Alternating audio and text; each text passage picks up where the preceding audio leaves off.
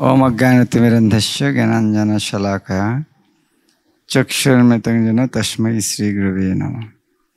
नमो विष्णुपादाय कृष्णपृष्ठाय भूतले श्रीमते भक्तिवेदान्त स्वामिनिते नाम।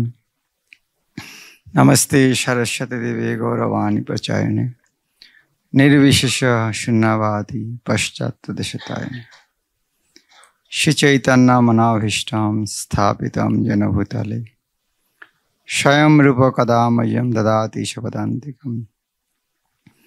वन्दे अहं श्रीगुरो श्रीयुतपदकमलं श्रीगुरुन् वैष्णवांश्च श्रीरूपं साग्रजातं सहगण रघुनाथान्वितं तं सजीवं स्वाद्वैतं सावधूतं परिजनसहितं कृष्णचैतन्यदेवं श्रीराधा कृष्णपादान् सहगण ललिता श्रीविशाखान्वितांश्च।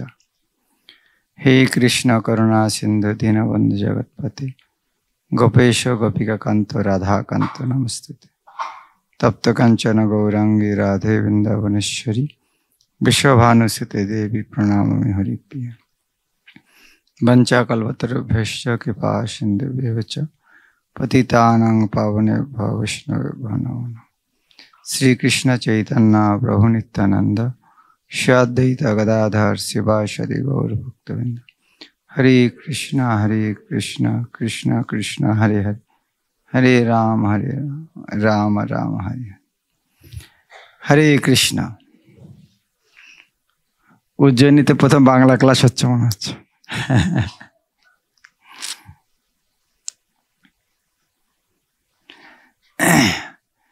তো বাঙালিরা সেই উৎসবে সমস্ত হিন্দি আর ইংরেজিতে হয় যেন পেট ভরে না। সেই জন্য আমরা ভাবছি যে এক তো বাইরে থাকতে হয়, সেটার একটা কষ্ট, ভাষা বোঝা যায় না, সেটার একটা কষ্ট। তো উৎসব শেষে যখন এই দুটি এখানেও জায়গা পাওয়া যায় বাংলা ভাষার কথা, তখন উৎসবটা পরিপূর্ণতা লাভ করে।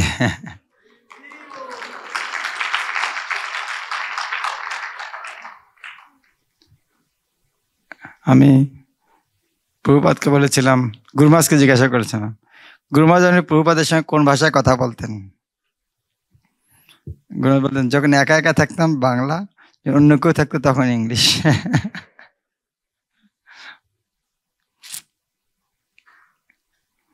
তো প্রভুপাদ যখন গান লিখেছেন, তার গুরুদেবের কাছে প্রার্থনা, কৃষ্ণের কাছে প্রার্থনা, তখন তিনি বাংলা ভাষায় লিখেছেন।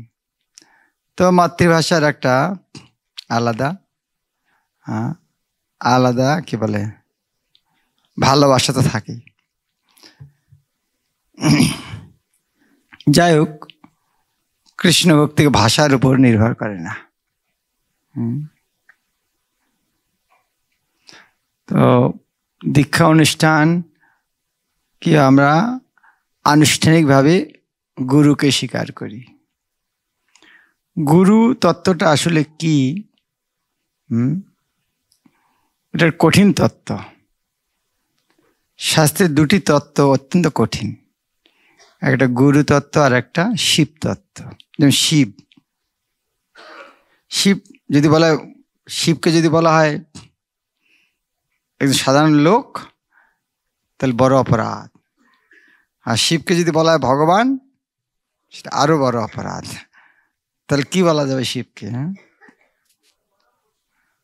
বলো যে শিবকে যদি যস্তু নারায়ণের দেবং ব্রহ্ম রুদ্রাদি দৈবতই, যদি ব্রহ্ম শিবের সঙ্গে সঙ্গে বিষ্ণুকে তুলনা করা হয়, স্বপাষণ্ডী ভবে ধ্রুবম। কেউ যদি শিবকে কৃষ্ণের সঙ্গে তুলনা করে পাষণ্ডী। আবার কেউ শিবকে যদি সাধারণ জীব বলে, সেও পাষণ্ডী হবে। তো দুই তত্ত্ব, একজনকে দুই হয় বিবেচনা করা কঠিন।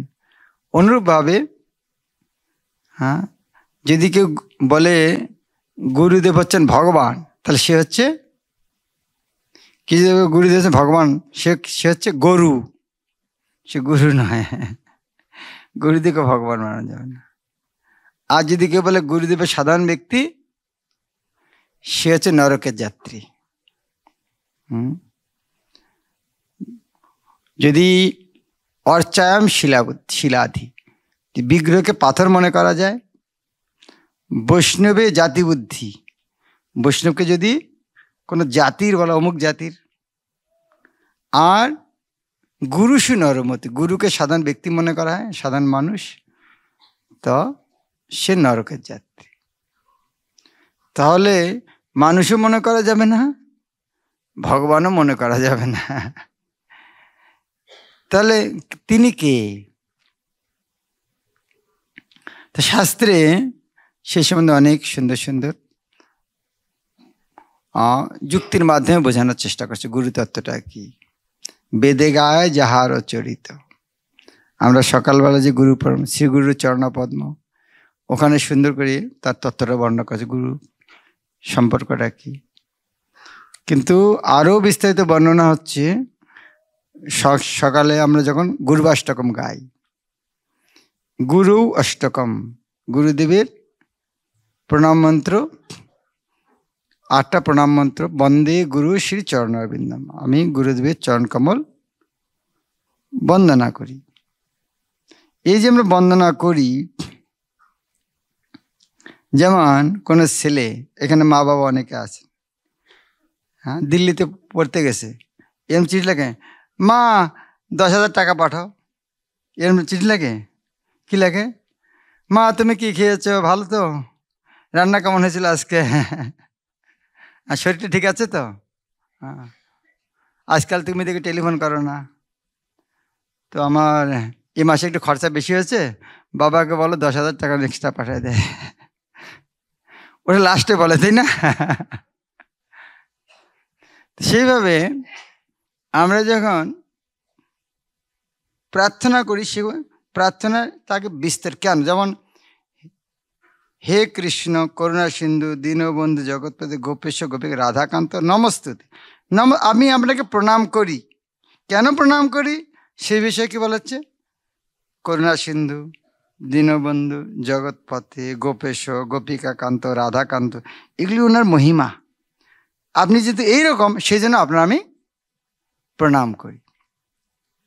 তাই গুরুবাষ্টকম এরকম 8টি শ্লোকে যে বন্দে গুরু শ্রী চরণারবিন্দ যখন বলা হচ্ছে, কেন বন্দনা করি, তার মহিমা আগের 3টে লাইনে আসছে। 4র্থ লাইনে বলা হচ্ছে বন্দে গুরু শ্রী চরণারবিন্দম। চরণারবিন্দম মানে কি? চরণারবিন্দম মানে কি? অরবিন্দ মানে পদ্মফুল। গুরুদেব ভগবানের চরণকে পদ্মফুলের সঙ্গে তুলনা করা হয়। কেন পদ্মফুলের সঙ্গে তুলনা করা হয়? পদ্মফুলের মধ্যে মধু থাকে, আর মৌমাছিরা সে মধুর প্রতি আকৃষ্ট হয়।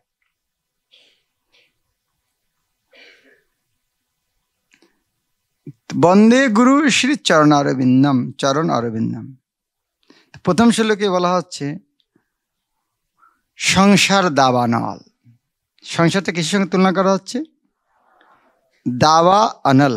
দাবা হচ্ছে বন, বনের আগুন। এই সংসারকে অনেক প্রকার তুলনা করা হচ্ছে বোঝানোর জন্য। তো একটা হচ্ছে কখনো বলে বনের সঙ্গে তুলনা করা হচ্ছে। বনের মাঝখানে যদি হারিয়ে যায় কেউ, যেমন পুরা ভারতবর্ষ যদি একটা বন হয়, পুরা বন, মাঝখানে যদি বনের মধ্যে পরে রাস্তা খুঁজে পাবে? বনের সঙ্গে তো ভবাটবই বলছে। কখনো বলা হচ্ছে দাবানল, বনের আগুন। বনের মধ্যে একটা পশু আছে, বনে আগুন লেগে গেছে, তার অবস্থাটা কি হবে? তাই আমরা এই জগতে দাবানলে ভুগছি, বনের আগুনে ভুগছি। সে বনের আগুনটা কি? দাবানলটা কি? জন্ম মৃত্যু জরা ব্যাধির চক্র। সবসময় ভয়ের মধ্যে আছি, কখন মারা যাব, বৃদ্ধ হচ্ছি, যে কোনো সময় রোগ হতে পারে, এগুলো একটা ভয়। এই যন্ত্রণা ভুগছি, সংসার দাবানল। এটা কে লাগিয়েছে? কেউ লাগায় না, অটোমেটিক কোথা থেকে লেগেছে। বনের আগুন কেউ লাগাতে যায় না, গাছে গাছে সংঘর্ষ হয়, হাওয়ায়, তখন আগুন জ্বলে। সংসার দাবানল। লীর লোক, লোক সন্তপ্ত।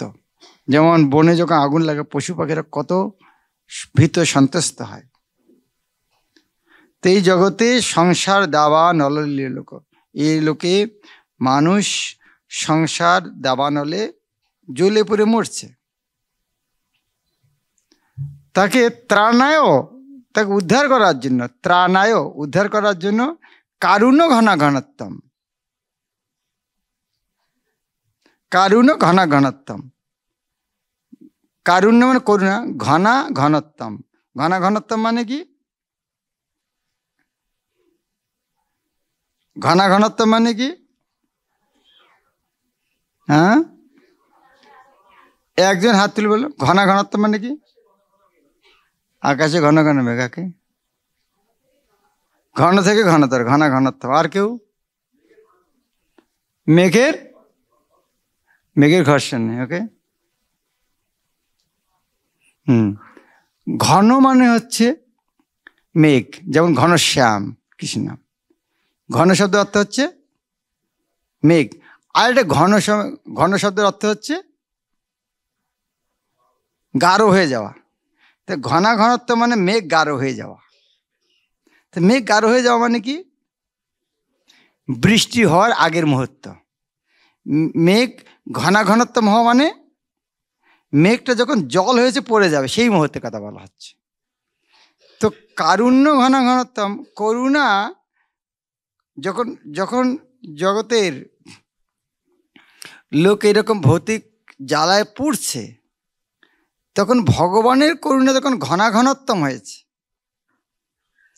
যেমন প্রভুপাদ, তার করুণা অনেক ছিল, কিন্তু ঘন ঘনত্বম কখন হয়েছেন? আমেরিকা চলে গেছেন, আমেরিকা চলে গেছেন তিনি, তার করুণা কোথায় চিন্তা করা যায়? আমরা এখানে কলকাতা থেকে উজ্জয়িনী আসতে কত অজুহাত লাগাচ্ছি, আর প্রভুপাদ দেখছেন আমেরিকায়। কি জন্য? করুণা দেওয়ার জন্য। ত্রাণায় কারুণ্য ঘনা ঘনত্বম, কারুণ্য করুণা ঘন থেকে ঘন হয়েছে। অর্থাৎ কৃপা, এই কিরণে পেলেন কোথায়? কারুণ্য ঘনা ঘনত্বম। এত এই মেঘ এত জল পেল কোথায়? কোথা থেকে পেয়েছে? সমুদ্র থেকে জলটা পেয়েছে।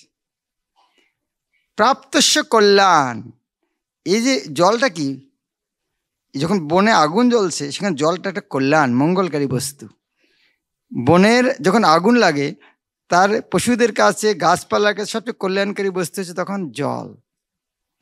তো মেঘের যে জল, এই যে প্রাপ্তস্য কল্যাণ, এই কল্যাণটা পেয়েছে কোথা থেকে?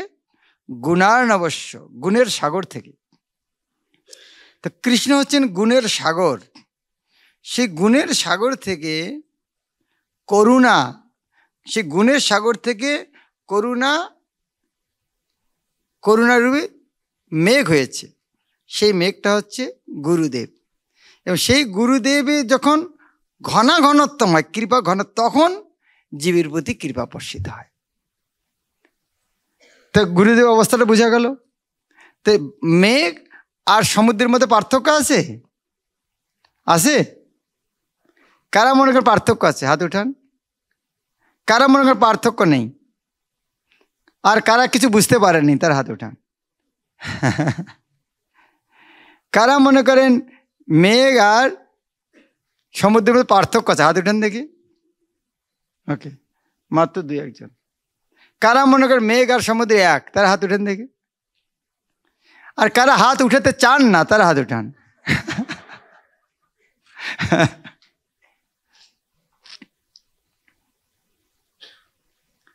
তার মানে আমি কেন বললাম, আমার কথাগুলো বুঝতে পারছি না, বুঝতে পারলাম, হাসি দিয়েছে তার মানে কথাগুলো বোঝা যাচ্ছে। হ্যাঁ, মেঘটা কিন্তু সমুদ্রই, ওই সমুদ্রের জলটাই তো মেঘ হয়েছে। তো সমুদ্র থেকে পার্থক্য কোথায়? আবার কেউ যদি বলে আকাশের মধ্যে সমুদ্র ঘুরে বেড়াচ্ছে, মানুষ পাগল বলে, কি পাগল বলে, আকাশে সমুদ্র ঘুরে বেড়াচ্ছে। তাহলে মেঘ সমুদ্র, আবার সমুদ্র নয়, তাহলে এখানে কিন্তু শব্দটা কি লাগানো হলো? হ্যাঁ, মেঘ সমুদ্র, কিন্তু কিন্তু এর মধ্যে জলটা লবণাক্ত নয়, মিষ্টি। এমন একটা শব্দ জুড়ে দেওয়া হলো, মেঘ সমুদ্র নয়, সমুদ্র আবার সমুদ্র নয়। কারণ সমুদ্রের জল খাওয়া যায় না, পান করা যায় না, মেঘের জল পান করা যায়। কিন্তু লাগিয়ে তার সম্মানটা আরো বাড়ানো হলো। তো সেই রকম গুরুদেব ভগবান নন, কিন্তু ভগবানের চেয়ে কৃপালু। যখন ভগবানের চেয়ে কৃপালু বলা হচ্ছে, তার মানে তিনি ভগবান নন। যখন কিন্তু লাগানো হচ্ছে, তার ভগবান নন। তো ভগবত তত্ত্ব এইভাবে অচিন্ত্য ভেদাভেদ তত্ত্বতে বুঝতে হবে। এই ত্রাণায় কারুণ্য ঘনাঘনত্বম প্রাপ্তস্য কল্যাণ গুণার্ণবস্য বন্দে গুরু শ্রী চরণারবিন্দম। সেই গুরুদেবের চরণে বন্দনা করি। কেন? আমরা একটা উদাহরণ দেখতে পারি যে কৃষ্ণ তো সব জায়গায় আছেনই, কিন্তু যতদিন প্রভুপাদ আসেন নেই ততদিন আমেরিকার লোককে ভক্ত হয়নি। তা কে বেশি কৃপা করলো, কৃষ্ণ না প্রভুপাদ? প্রভুপাদ।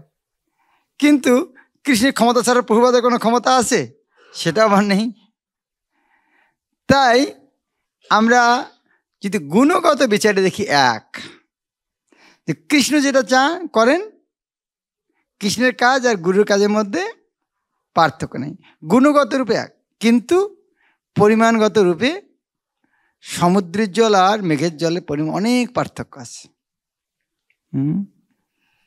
সমুদ্রে জাহাজ চলে, মেঘে জাহাজ চলবে না। সমুদ্রে বড় বড় তিমি মাছ চলে, চলবে না। আর যা ইলিশ মাছ খেতে চায়, তা সমুদ্রের জল মেঘের মধ্যে পাবে না।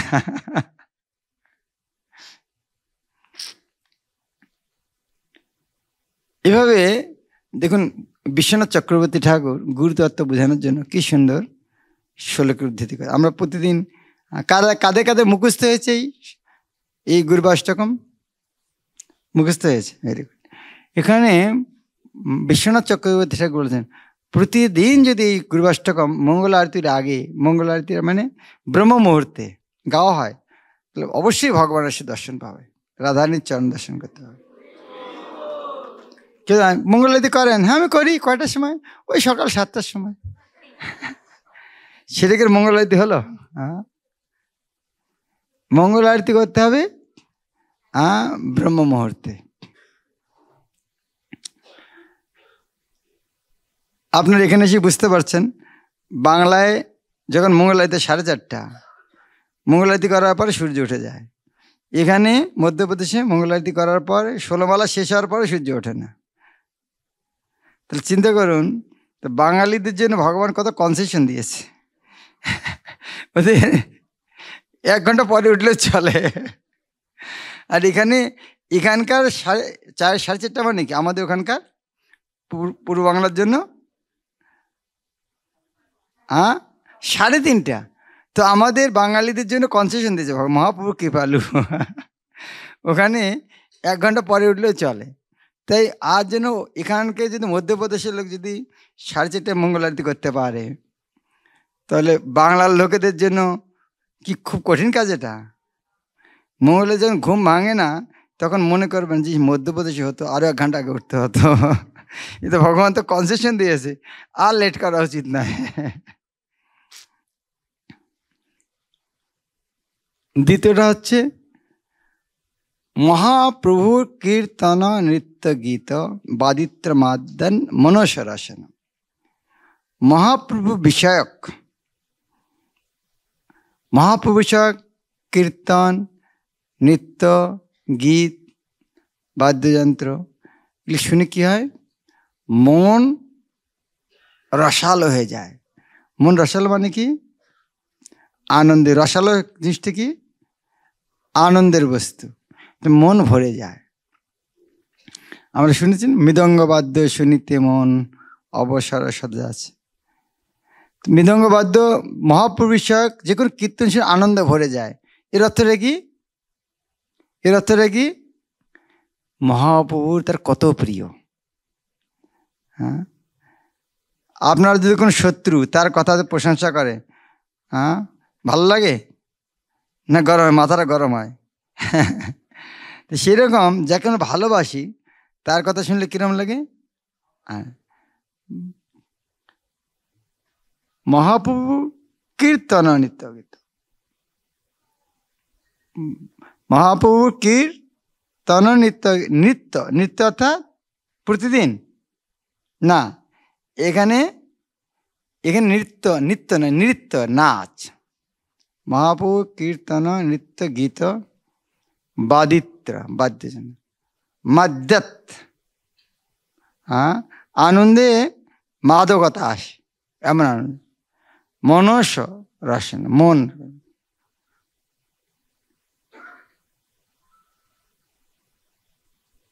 সেটা হচ্ছে ভক্তের লক্ষণ, গুরুদেবের লক্ষণ। তারা জড়জাগতিক বস্তু তাদের আনন্দ নেই, আনন্দ হচ্ছে মহাপ্রভু বিষয়ক কীর্তন। রোমাঞ্চ কম্প অশ্রু তরঙ্গ ভাজ, রোমাঞ্চ কম্প অশ্রু এগুলো কিসের লক্ষণ? আনন্দের লক্ষণ। অষ্ট সাত্ত্বিক বিকার। সাত্ত্বিক বিকার কি?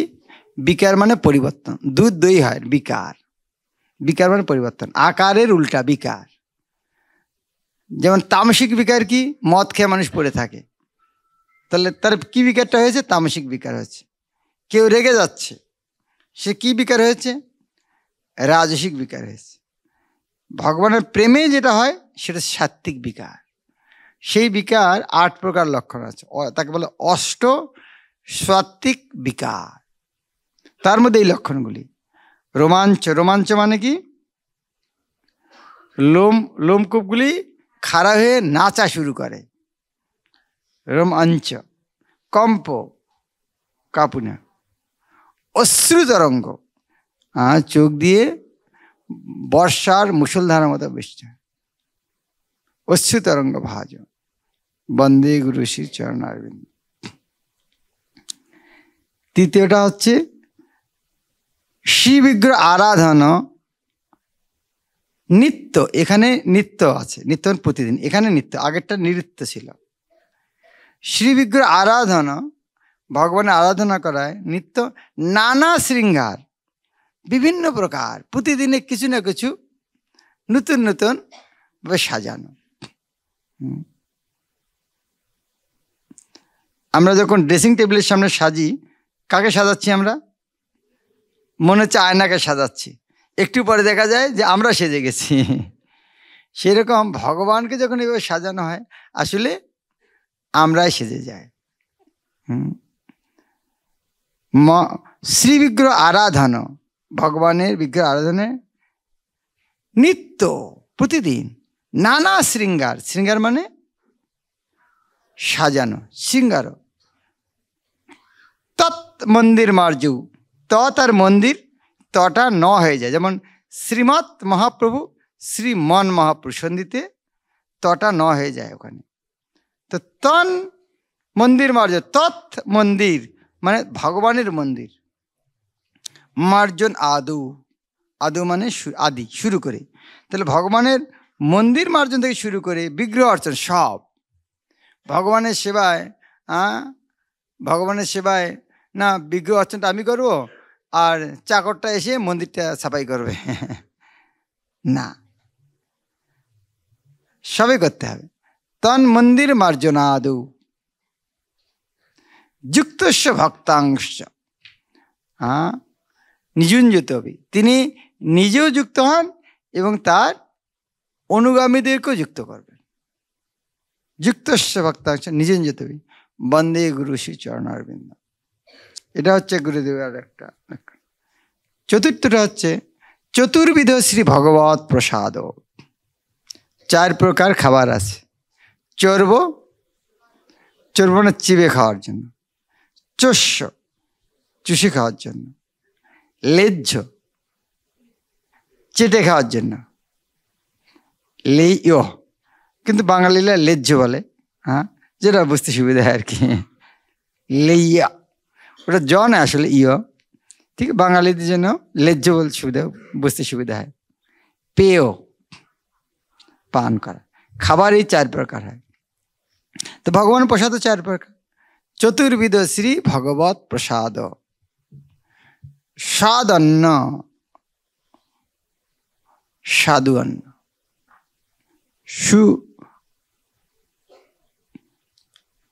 সাধু প্রসাদ।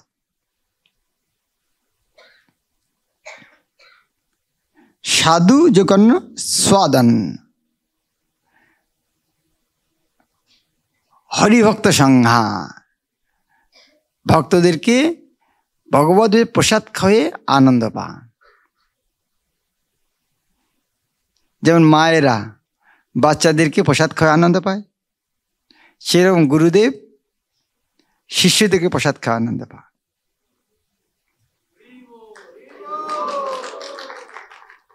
গুরু মহারাজ এই বিষয়ে করুণা সিন্ধু বই লিখেছেন। করুণা সিন্ধু কারা কারা পড়েছেন?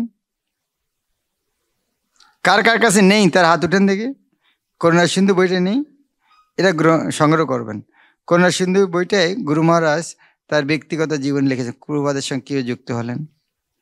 তিনি প্রথমে ইংরেজিতে লিখেছেন, পরে বাংলা অনুবাদ কাউকে করতে দিয়েছিলেন, পছন্দ হয়নি, তো উনি নিজ হাতে পর বাংলা অনুবাদও করেছেন। বাঙালির দিকে এত ভালোবাসেন উনি। ইংরেজিতে লিখেছেন, আবার নিজে বাংলা অনুবাদও করেছেন। এরকম শোনা যায় না, এক লেখক আবার অনুবাদও করেন। কিন্তু গুরু মহারাজ চান ভাই আমার ভাষাটাকে বাঙালিরা যখন নষ্ট করে না দেয়, সেই জন্য উনি কারোর মধ্যে ভরসা করেন, নিজেই অনুবাদ করেছেন। তো সুন্দর করে ওখানে একটা কাহিনী বর্ণনা করা আছে। প্রভুপাদের যখন অন্তিম দিন, প্রভুপাদ শরীর ছেড়ে দেবেন, উনি আর খাওয়া দাওয়া বন্ধ করেছেন। যে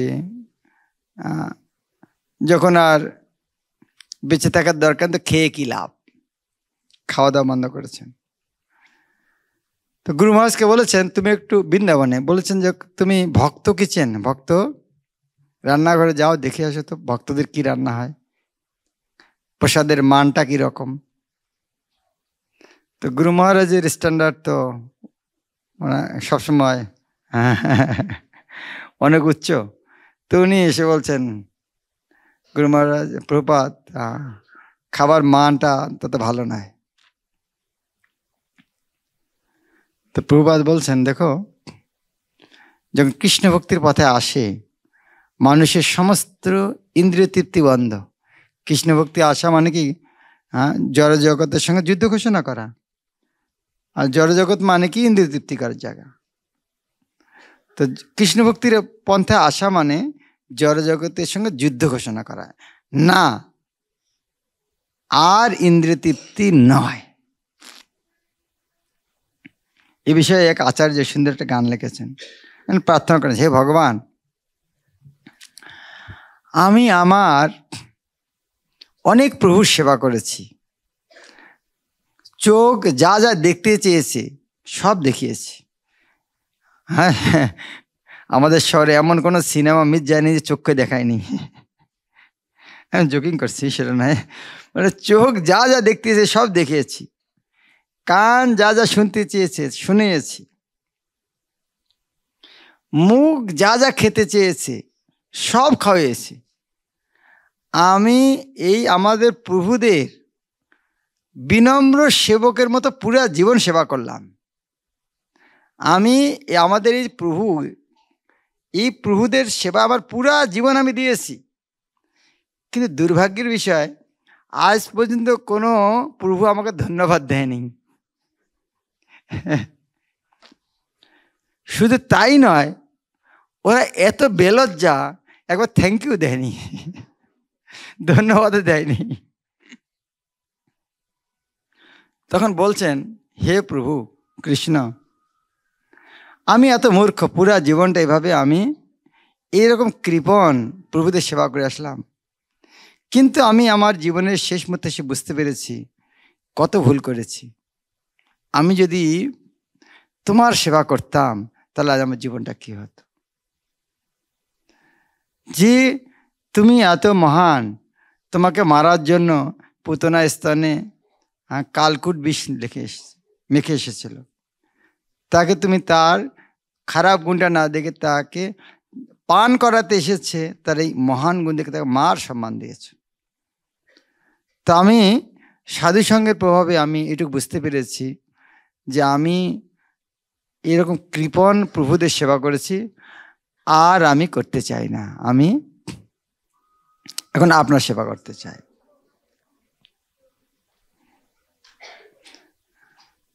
যারা আপনারা কারা কারা বৈষ্ণব অপরাধ করতে ভয় পান হাত তুলুন দেখি। কারা কারা বৈষ্ণব অপরাধ ভয় পান?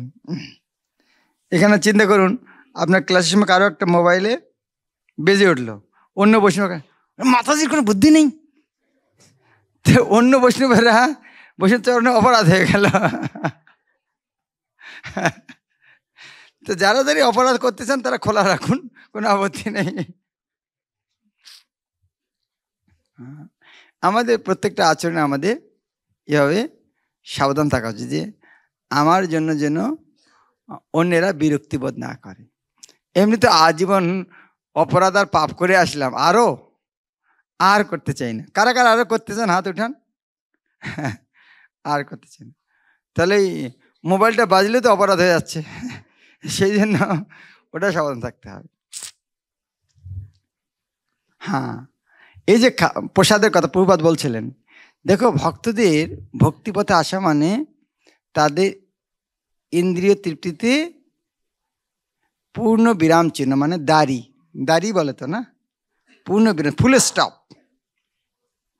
স্টপ মানে আর আগে নেই। কিন্তু একটা ইন্দ্রিয় খোলা, জিহ্বা।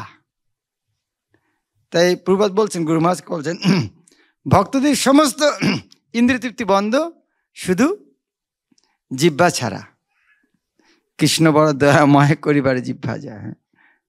তাই প্রভুপাদ গুরু মহারাজকে বললেন, তুমি এটা নিশ্চিত করো যেন মন্দির ভক্তদের জন্য প্রসাদের কোনো সমস্যা না হয়, কারণ একটাই ইন্দ্রিয় খোলা আছে, বাকি কোনো ইন্দ্রিয় তৃপ্তি নাই। তাই একটা যখন ভগবান কনসেশন দিয়েছেন, তা ওটার জন্য ঝামেলার জন্য না হয়। সে বিষয়ে গুরু মহারাজ ওখানে মন্তব্য লিখেছেন, প্রভুপাদ নিজে খাওয়া ছেড়ে দিয়েছেন শরীর ছাড়ার জন্য, চিন্তা করছেন ভক্তরা কি খায়। এটা হচ্ছে পরম পিতার মতো কাজ, সন্তানের চিন্তা করছেন। এখানেও চতুর্বিধ শ্রী ভগবত প্রসাদ স্বাদন্য তৃপ্তান হরিভক্ত সঙ্গান কৃত্যৈব তৃপ্তিং ভজত সদৈব, কৃত্যৈব তৃপ্তিং। তাই আমি সেই গুরুদেবকে সদা ভজনা করি। আমি দেখেছি গুরু মহারাজের সঙ্গে কোথাও গিয়েছেন, গুরু মহারাজ বলেন, সবাই আমার উপর টেস্ট করে, যারা যারা নতুন নতুন রান্না করে, রান্না শেখে, আর আমি যখন যাই আমার উপর টেস্ট করে কিরকম হয়েছে। যদি কোথাও ভালো কিছু হয়, গুরু মহারাজ ডাকেন ওদেরকে, তুমি এটা কোথায় শিখেছ, কিভাবে শিখেছ, কি কি দিয়েছ। তো ওইভাবে উনি শিখিয়ে নিতেন, শিখে নিয়ে মনে রাখতেন। গুরু মহারাজ স্মরণশক্তি খুব প্রখর ছিল। তারপরে যখন উজ্জয়িনী বা মায়াপুরী, যখন সেবকদেরকে বলবেন, আমি অমুকখানে এটা খেয়ে এসেছি, তুমি এটা বানাও, আর অমুকের নম্বর আছে, যদি না বুঝতে পারো অমুকের সঙ্গে টেলিফোনে কথা বলো। এমন নয় যে গুরু মহারাজ ওটার প্রতি আসক্ত। যেটা ভালো জিনিস সেটা ভগবান আর ভক্তের জন্য কেন হবে না? কারা কারা আলু ভাজা খেয়েছেন? আলু ভাজা যে রোস্টি বানায় খেলে যে এত সুন্দর হয়। কারা কারা রোস্টি খেয়েছেন? আলুর রোস্টি অনেক খাননি। এই আলু ভাজা ওই রোস্টি, আলুটাকে করে ওটা রোস্টি বানিয়ে খেলে ওটাই যে আলু ভাজা রোস্টির নাম যে কত সুস্বাদু, যে খানি সে বুঝতে পারবে না। তো এভাবে গুরু মহারাজের এরকম সুন্দর সুন্দর টেস্ট ছিল। যেমন ওনার সকালবেলা মাঝে মাঝে হালকা কিছু খাবার ইচ্ছা, দ্বাদশীর দিন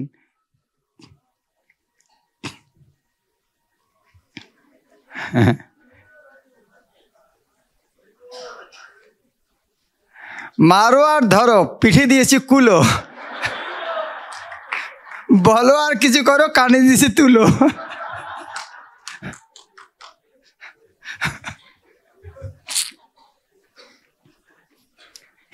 এবার বাংলা শোনেন নেই কথাগুলি, কোনো শুনে নেই।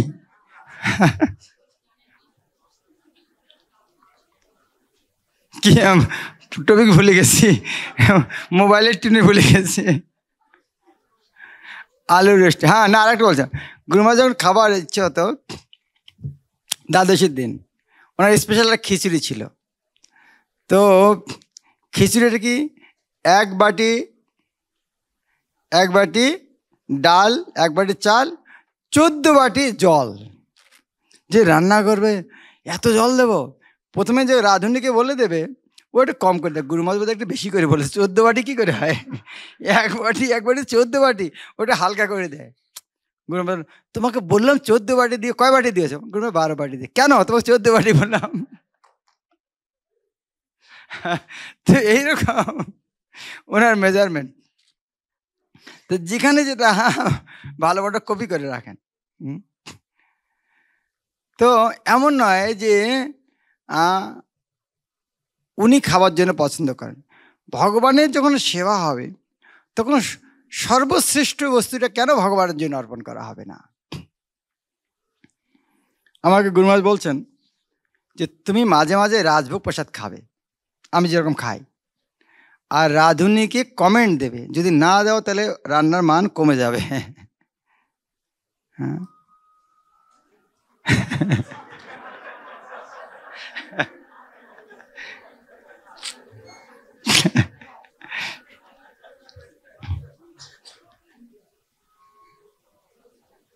চতুর্বিধ শ্রী ভগবত প্রসাদ সদন্য তৃপ্তান হরিভক্ত সঙ্গান কৃত্যৈব তৃপ্তিং হরিভক্ত সঙ্গান বন্দে গুরু শ্রী চরণারবিন্দ। শ্রী রাধিকা মাধব অপার, অপার মানে কি? অপার মানে কি?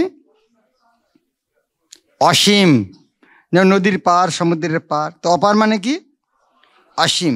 তো অপার গুণলীলা, ভগবানের গুণ লীলায় কোনো সীমা নাই।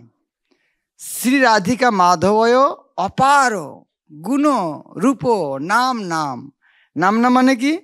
নাম নাম মানে কি? বাংলা ব্যাকরণ ভুলে গেছেন? নাম নাম মানে কি? নাম তো নাম, তো নাম নাম দুইবার আসলো কেন? হ্যাঁ, বাঘে বাঘে লড়াই হচ্ছে, গ্রামে গ্রামে ভিক্ষা করো। যখন ডবল হচ্ছে তখন বহু বচন। মনে পড়ছে গ্রামের কথা? ডবল দ্বিগুণ হচ্ছে তার মানে বহু বচন। গ্রামে গ্রামে ভিক্ষা করো, একটা গ্রামে নয়, বাঘে বাঘে লড়াই হচ্ছে, অনেক বাঘের লড়াই। গুণের উপর নাম নাম নাম সমূহ, অনেক নাম, বহুত নাম। শ্রী রাধিকা মাধব অপার গুণরূপ নাম নাম প্রতিক্ষণ আস্বাদন, প্রতিক্ষণ প্রত্যেক মুহূর্ত আস্বাদন করছেন। আস্বাদন ও লোলুপস্য, আস্বাদন করার জন্য লুব্ধ চিত্ত। লুব্ধ চিত্ত মানে লালায়িত। লালায়িত কি করে বোঝা যায় কেউ লালায়িত? মুখ দিয়ে লালা পড়ে, লালায়িত। হ্যাঁ, ওটা কথাটা ওখান থেকে আসছে না, লালা পরে লালায়িত, খাওয়ার জন্য লালায়িত না লালা পরে। এখানে তো লালায়িত কথা, যেমন যেমন খাবার জন্য লালা পরে। লালাটা কি? লালাটা কি হচ্ছে, এটা ইংলিশ স্যালাইভা, মানে ডাইজেস্টিভ জুস, মানে হজমের এনজাইম। যাই হোক, সেটা স্যালাইভা তো আছে, ডাইজেস্টিভ জুস মানে যাই হোক হজম করার জিনিস। লালাটা হচ্ছে হজম করা একটা এনজাইম। তো লালাটা কেন পড়ছে? যে খাওয়াটা আজ ভালো করে হজম করবো, আগে থেকে পড়ে যাচ্ছে। লালাটা কি, আমি যা যা আসছে ভালো করে হজম করবো, তার জন্য আগে থেকে লালা পড়ছে। সেরকম লালায়িত মানে গ্রহণ করার তীব্র আগ্রহ। লোলুপস্য, এই ভগবানের বিভিন্ন নাম গুণ লীলা সব গ্রহণ করার জন্য লুব্ধ চিত্ত লালায়িত সেই গুরুদেবকে আমি বন্দনা করি। আমাদের কি অবস্থা? আমাদের এই হরিকথা হচ্ছে, সাথে সাথে হোয়াটসঅ্যাপ মেসেজও দেখে নিচ্ছি। আমরা কিছু লালায়িত, মোবাইলে লালায়িত। হ্যাঁ, এই ক্লাসে যে মোবাইলটা সুইচ অফ করতেও ভয় পাচ্ছি, এমার্জেন্সি কিছু যদি এসে যায়। দুনিয়া, আমি কত ইম্পর্টেন্ট ব্যক্তি, যদি এই সময় যদি ক্লাস শুনতে শুনতে ইম্পর্টেন্ট কিছু এসে যায়, দুনিয়াটা ধ্বংস হয়ে যায়, তখন কি হবে?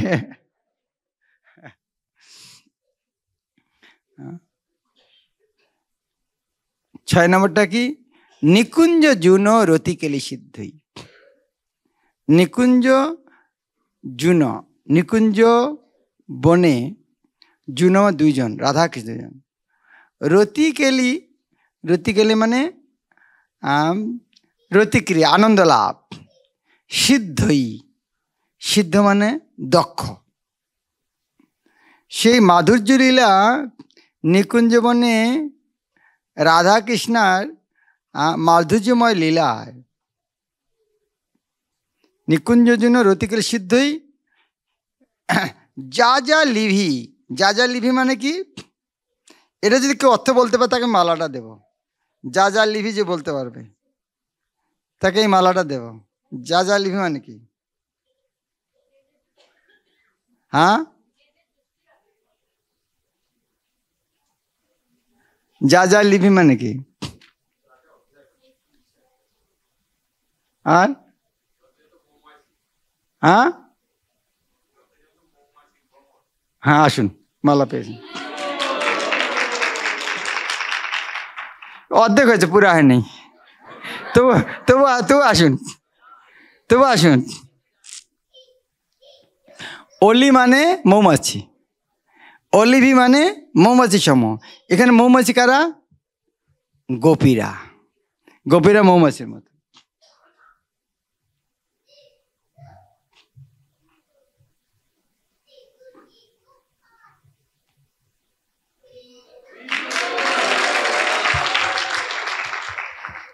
গোপীদেরকে মৌমাছি কেন বলা হচ্ছে? কৃষ্ণর চরণ হচ্ছে পদ্মফুলের মতো। পদ্মফুলের প্রতি মৌমাছি পাগল হয়ে যায়, মধুপান করার লোভে। এরকম পাগল হয়ে যায় যে সূর্য অস্ত গিয়েছে, পদ্মফুলটা ধীরে ধীরে ছোট হয়ে আসছে, বন্ধ হয়ে যাবে, মরে যাবে। মরার ভয় করছে না, মধুপান করতে হবে। ভক্তরা, বিশেষ করে গোপীরা, কৃষ্ণের চরণ কমলের মধু পান করার জন্য ভ্রমরের মতো। তাহলে অলিভি মানে গোপীরা।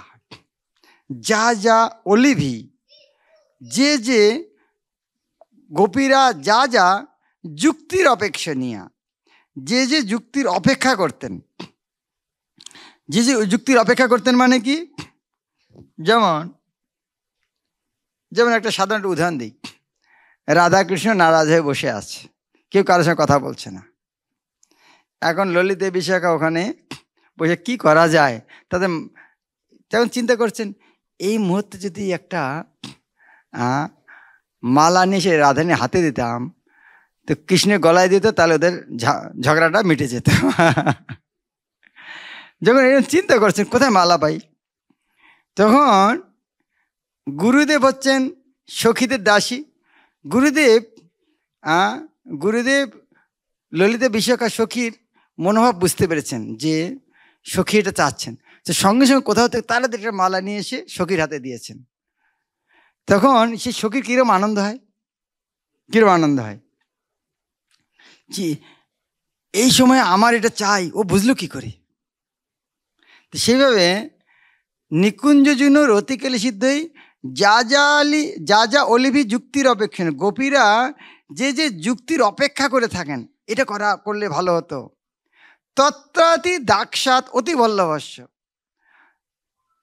তত্রাতি সেই কাজটা করার জন্য, তত্র অতি বল্লভস্য, তত্র অতি দাক্ষাৎ, তত্র সেই কাজটাতে, অতি দক্ষ, অত্যন্ত দক্ষ হওয়ার জন্য, এই কাজটা করার জন্য অতি দক্ষ, অত্যন্ত দক্ষ হওয়ার জন্য বল্লভাচ্ছ অত্যন্ত প্রিয় হয়েছেন।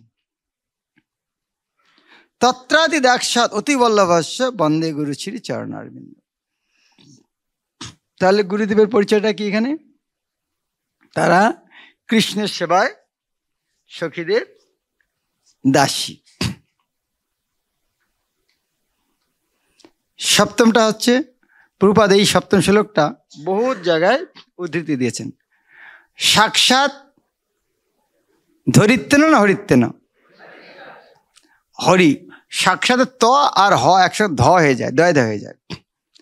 সাক্ষাৎ হরিত্তেন, গুরুদেব সাক্ষাৎ হরি। কে বলেছে? সমস্ত শাস্ত্রই, সমস্ত শাস্ত্রে স্বীকার করা হয়েছে গুরুদেব হচ্ছেন সাক্ষাৎ হরি। সমস্ত শাস্ত্রই সাক্ষাৎ হরিত্তেন, সমস্ত শাস্ত্রই। সমস্ত শাস্ত্রে বলা হচ্ছে গুরুদেবকে, গুরুদেবকে সাক্ষাৎ হরি। উক্ত তথা, শাস্ত্রের উপর বিশেষজ্ঞ আছে। উক্ত মানে কি? উক্ত মানে কি?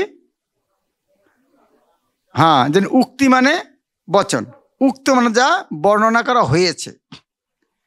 তো ওই বিষয়টা সাক্ষাৎ হরি, সমস্ত শাস্ত্রই ওই বিষয়টা, ওই বিষয়টা র হয়েছে, উক্তই সঙ্গে রুক্তই হয়ে গেছে। রুক্তই না, ওটা আসলে উক্তই, মানে বলা হয়েছে। কোথায়? শাস্ত্রে বলা হয়েছে উক্তস্তথা। এটা যেমন শাস্ত্রে উক্তি আছে, তথা ভাব্যত সদ্ভি, সাধুরাও আবার কথাটা স্বীকার করেছেন। কোন কথাটা?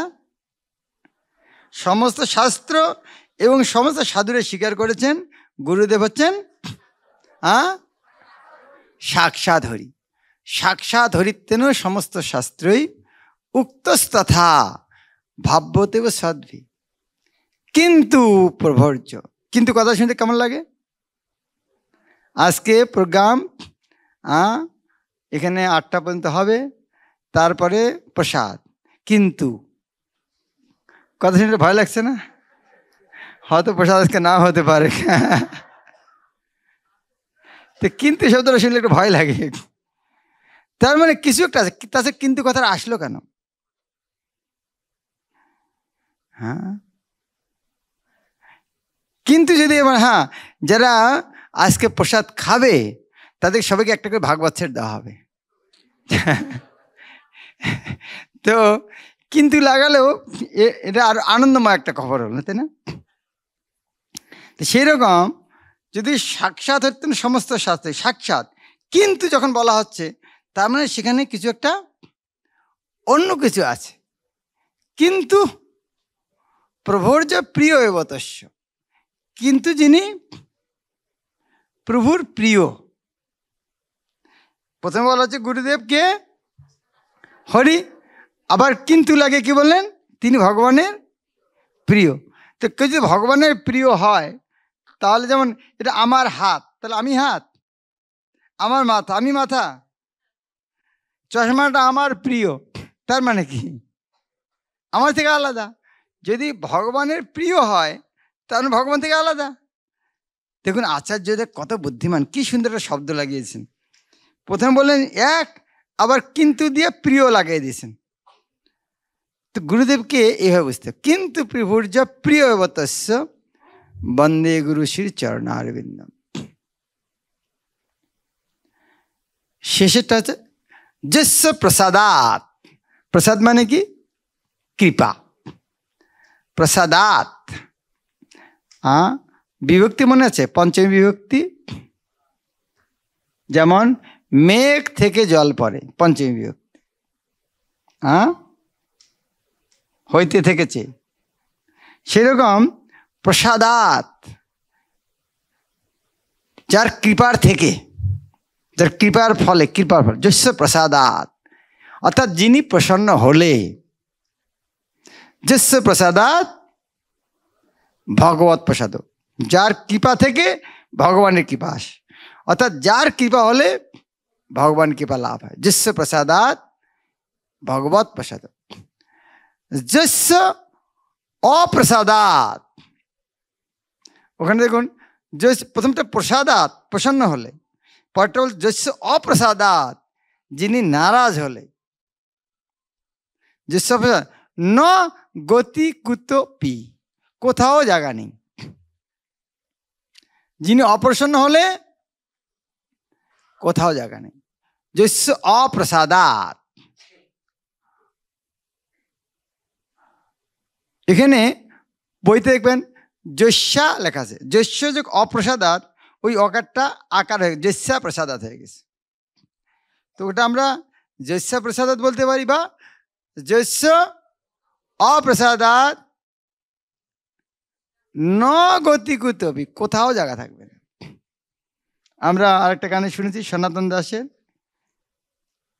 কৃষ্ণ রুষ্ট হলে গুরু রাখিবারে পারে, গুরু রুষ্ট হলে কৃষ্ণ রাখিবারে না।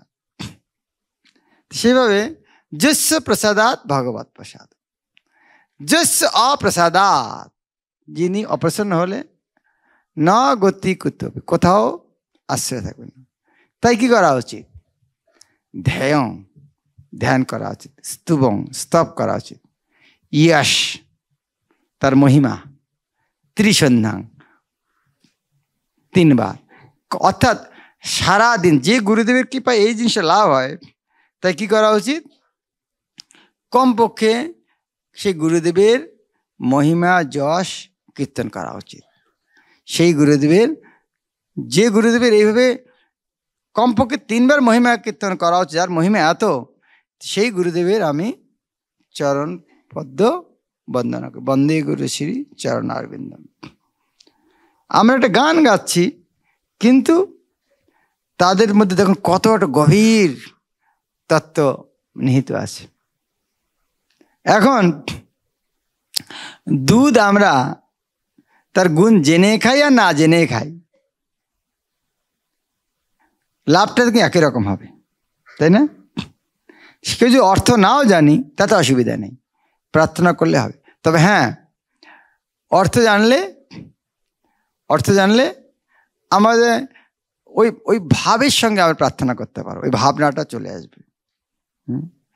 তাই আমাদের পণ্ডিত হওয়া আমাদের জীবনের লক্ষ্য নয়, কিন্তু আমরা নিত্য দিন যে অনুষ্ঠান সেগুলো কি বলছি অর্থ জানা উচিত। এক ইংলিশ ম্যান এক লোককে বলে, ইউ আর আ ডগ। হ্যাঁ, ও গালি, তুমি একটা ডগ। তো ডগ শব্দ শুনিনি, ডগটা আর কি? তো বলছে, হ্যাঁ, ডগ যদি খারাপ হয়, তুই ডগ, তোর বাবার ডগ, তোর 14 পুরুষ ডগ। আর ডগ যদি ভালো হয়, আমি ডগ, আমার বাবার ডগ, আমার 14 পুরুষ ডগ।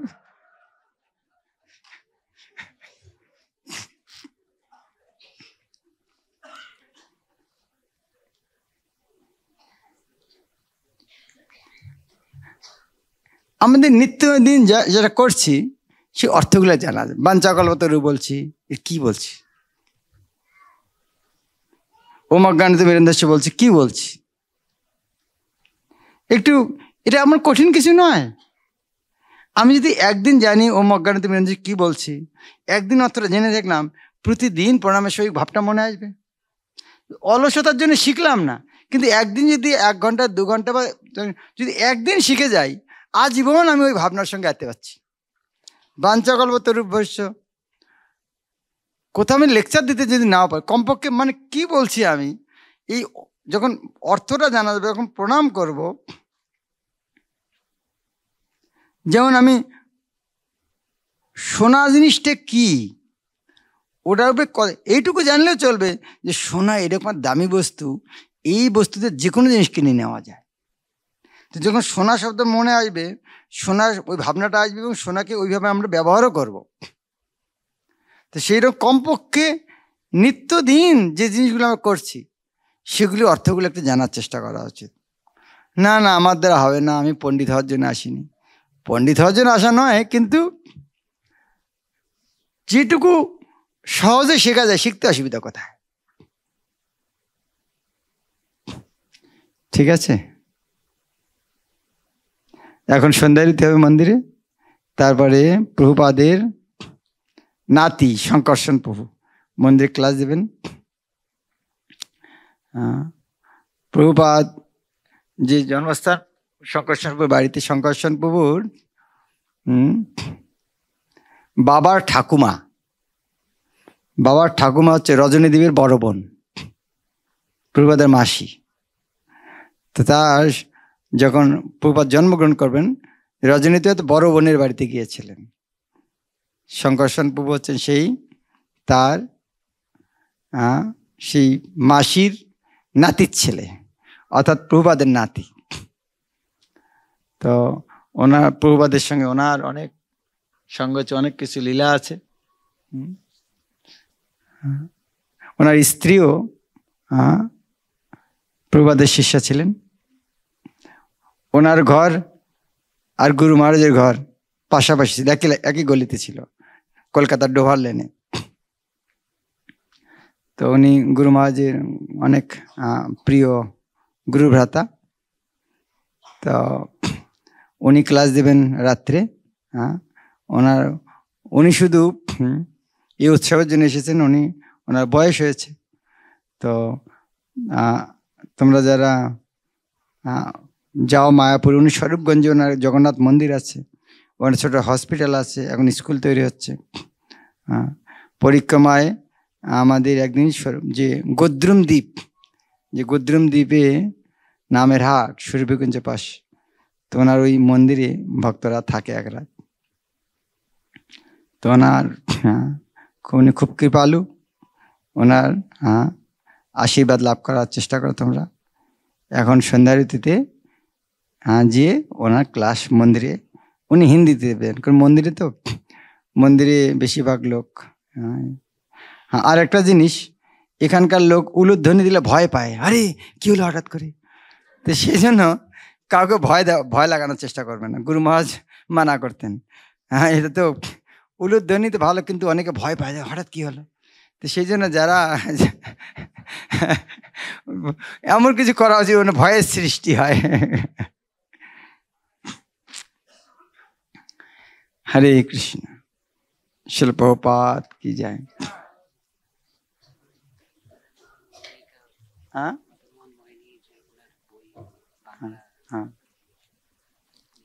আচ্ছা, হরে কৃষ্ণ। আমাদের একটা ছোট বাচ্চা আমাদের এখান থেকে বড় হয়েছে, ছোট বাচ্চা। ওর একটু 4 বছর বয়স থেকে পায়ে একটু দুর্বলতা ছিল। ও একটু শক্তি হচ্ছিল না। তো ছোটবেলা থেকে ও এত ভক্তিমতী ছিল, ও চলতে পারতো না, বিছানায় শুয়ে থাকতো।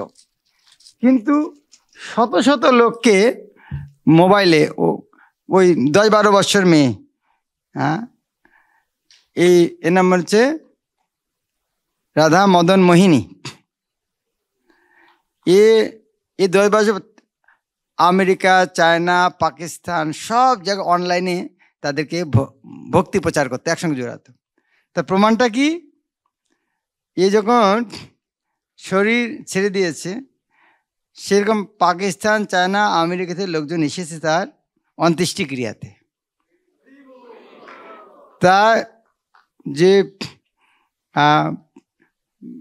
স্মরণ উৎসবে অনলাইনে অনেক অনেক বিদেশ থেকে লোক তার মহিমা কীর্তন করেছে।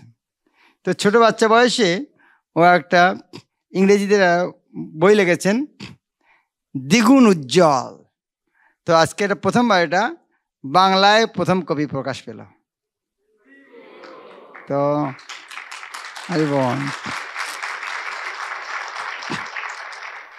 ওরা এখান থেকে, মানে এই মন্দিরে ওর বাবা মা বোন এই মন্দিরেই প্রথম থেকে, এখন তারা পুনেতে থাকেন, কিন্তু তাদের ভক্তি জীবন এখান থেকেই শুরু হয়। হরে কৃষ্ণ।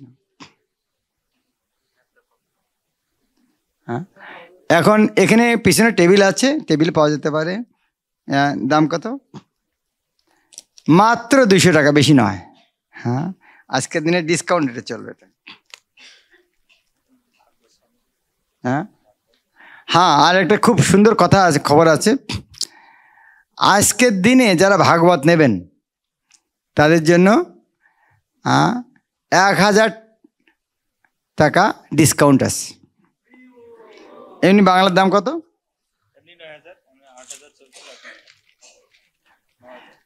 7000। বাংলায় কত করে নেন ভাগবত আপনারা? হ্যাঁ, 9000 ছিল। মন্দির 1000 টাকা ডিসকাউন্ট, 8000। আর একজন ভক্ত আর 1000 ডিসকাউন্ট করেছেন। এখন 7000 টাকা পাওয়া যাচ্ছে আজকের দিনের জন্য। যারা নিতে চান নিয়ে যেতে পারেন, কারণ পরবর্তীতে এই ডিসকাউন্টটা পাবেন না। হ্যাঁ, এই স্কোরটা উজ্জৈন মন্দির স্কোর হবে। কারা কারা গ্রন্থ প্রচার করতে চান এটা নিয়ে যান। টাকা এখন দিতে হবে না, পরে টাকা দিলে পাঠিয়ে দিলে চলবে। একসঙ্গে পাঠিয়ে দিতে, পরে ধীরে ধীরে পাঠিয়ে দিলে চলবে। তো নিয়ে যেয়ে প্রচার। কারা কারা নেবেন হাত উঠান দেখে, এই লম্বা করে হাত উঠান দেখে। নিজের জন্য তো আসে, এটা প্রচারের জন্যই বলছি। 2000 টাকা লাভ হবে বিক্রি করলে।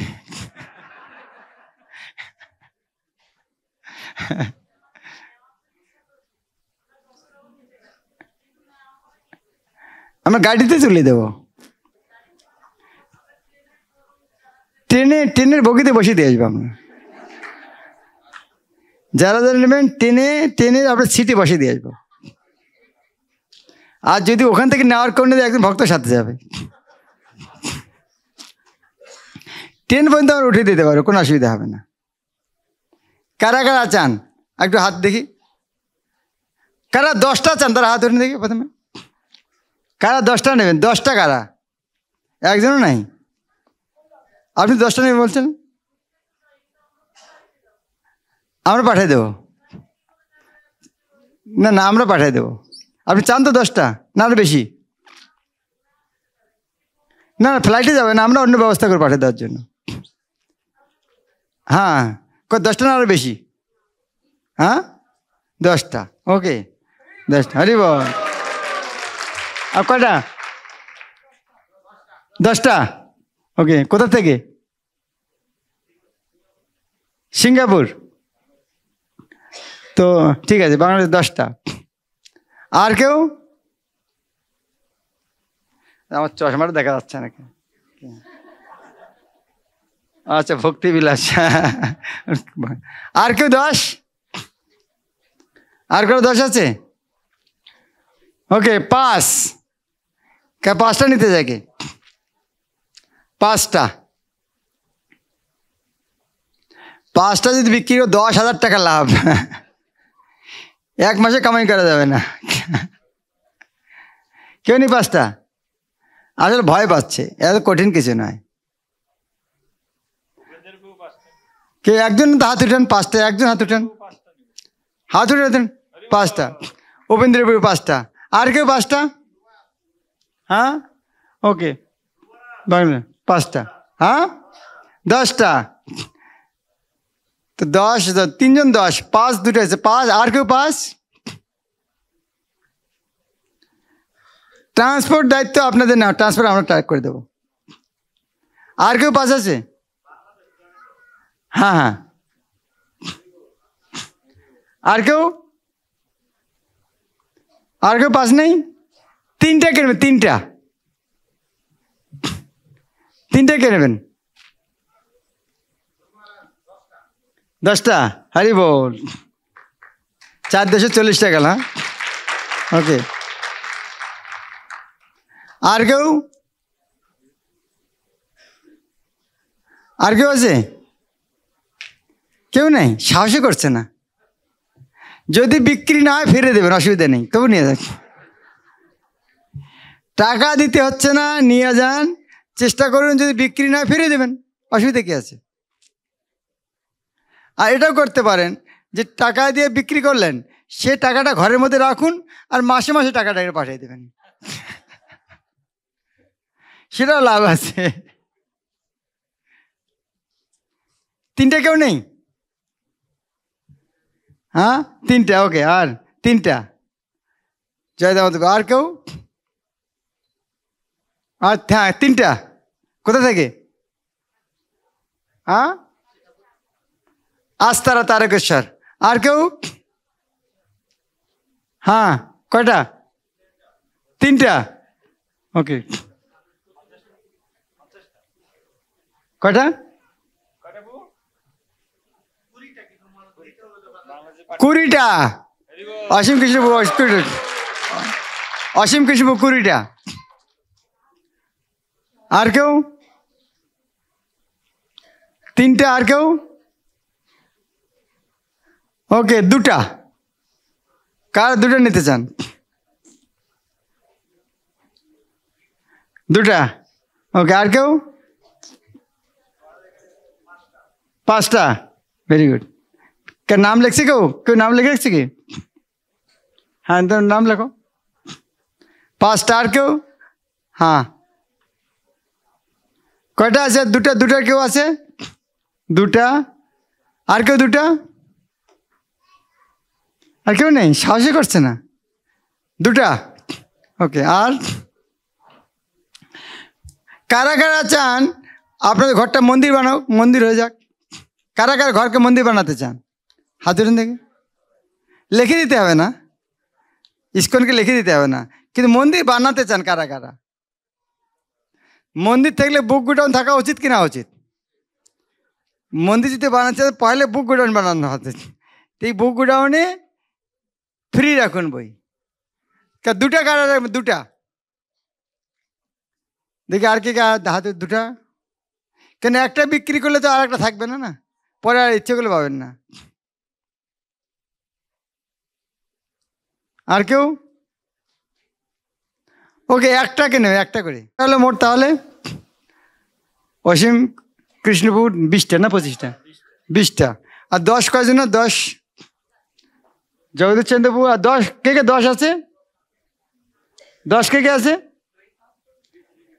না, 4 জন। 4 জন না? 4 জন 10টা? 20টা। 20টা তাহলে 40, 20, 10, 30 আর 70। 5টা কয়জন? 5টা কারা কারা? 1, 2, 2 জন। 3টা কারা কারা? 3টা মতো 1 জন। 2টা? 1, 2, 3। আরে একটা? 1, 2, 3, 4, 5 মাত্র।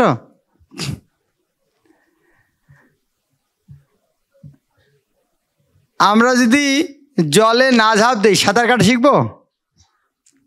তাহলে ভগবানের পুস্তক যদি প্রচার করার চেষ্টা না করি তাহলে ভগবান আমাদের সাহায্য করছেন কিনা বুঝবো কি করে?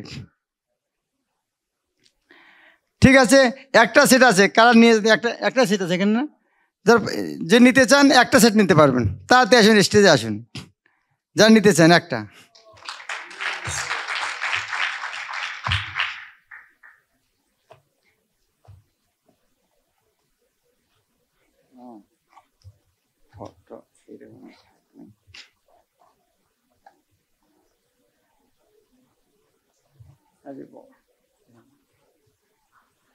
হরে কৃষ্ণ।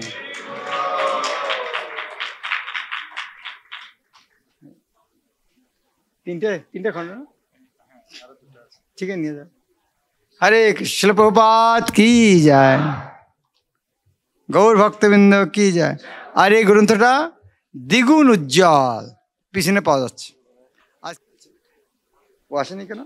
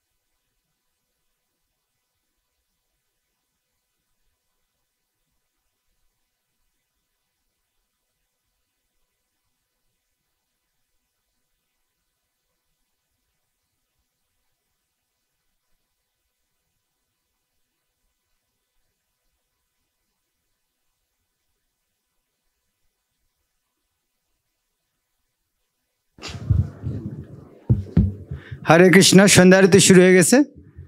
সন্ধ্যা আরতি পরে সংঘর্ষের উপর ক্লাস দেবেন। এখন তো চলে যাও।